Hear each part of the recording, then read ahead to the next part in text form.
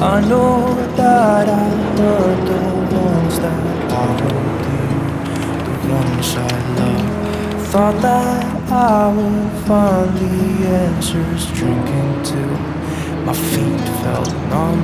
Brother, help me up, I've fallen down. Brother, help me up, I've fallen down. This CES coverage is sponsored by Richard Sounds Manchester. Call 0333-900-0086 for the best prices and expert advice for TVs, AV and Hi-Fi. Hello everyone, Vincent Teo from HZ2000 here. These are my final hours at CES 2020. In a few moments time after filming this video, hopefully I will be catching a monorail back to my hotel before going to the airport and fly back to Manchester.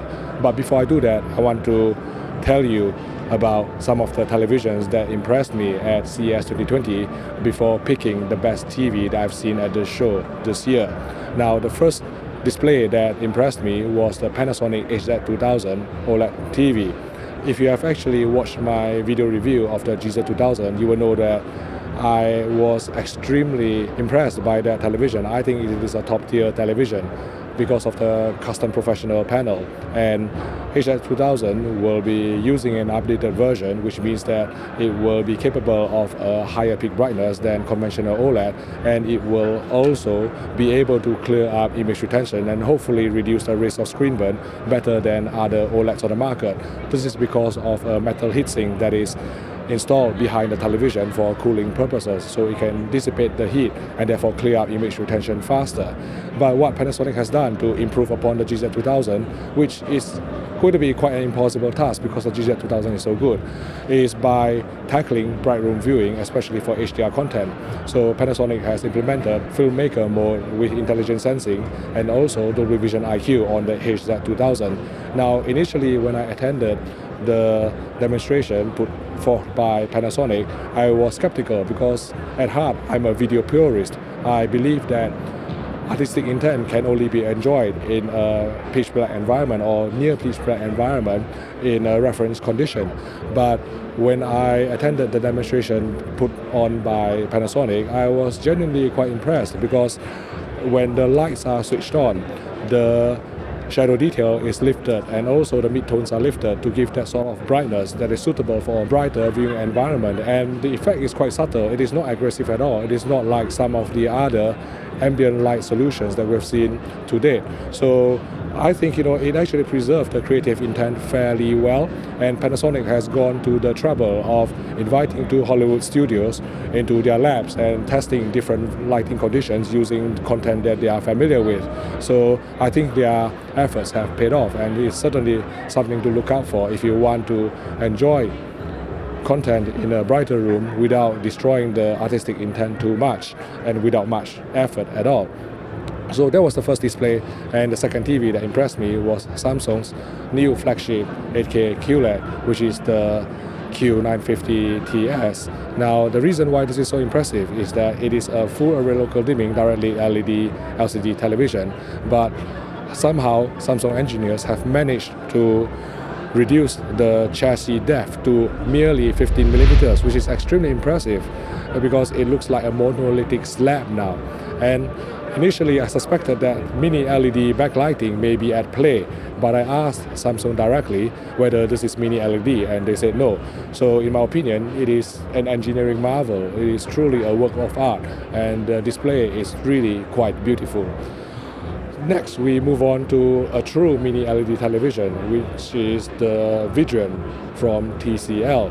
Now, TCL came up with the world's first mini LED television. Vidrian is the second generation, and the improvement is based upon the application of the mini LED backlight on glass substrate directly, therefore allowing for more backlight control. And from what TCL executives have told me, it will have 5,184 local dimming zones, which is insane.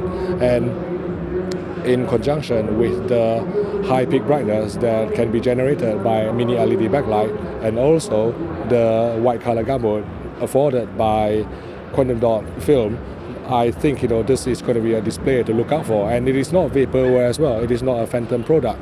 This TV is already in the developmental stage, and TCL tells me that they aim to bring it to the market before the end of 2020. But having said all that, I think there was genuinely one display that captured my heart, and I think that it deserved to take home our best TV of CES 2020 award, and that would be the LG 48-inch CX series. Okay, I'll say C10 just for once, because I'm giving this award to LG Electronics, and this is their nomenclature, the 48-inch LG C10, and the reason is because it totally blows open the gaming monitor market. It directly competes with gaming monitors, which, let's face it, today they can do low input lag, but the picture quality isn't that good, or the HDR delivery isn't that accurate. Now, what we have with the LG 48-inch C10 would be, first of all, full bandwidth HDMI 2.1, variable refresh rate, auto low latency mode, all these features that will appeal to gamers. It is compatible with Nvidia G-sync as well. And when you talk about input lag, it is genuinely low, 13 milliseconds in 1080p 60, but with variable refresh rate and with even higher refresh rate, it will be even lower. And the great thing about using OLED for gaming is that there's no detrimental effect on picture quality if you lower the input lag. So because OLED is self-emissive, it is capable of true blacks, it is capable of vibrant colors and wide viewing angles natively. Even if you disable most of the video processing to achieve a low input lag, you can still get that sort of excellent picture quality attributes. And that's why I think this will generally be the best gaming display on the market, full stop.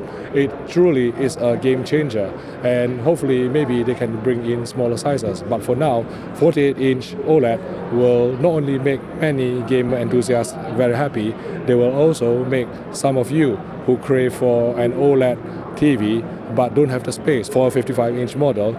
I think this is your opportunity to jump onto the OLED bandwagon. So congrats to LG. If you found this video useful, please click the like button and subscribe to the HDTV Test YouTube channel for more videos like this. Thank you for watching, and I'll see you in the next video. I've been lost far too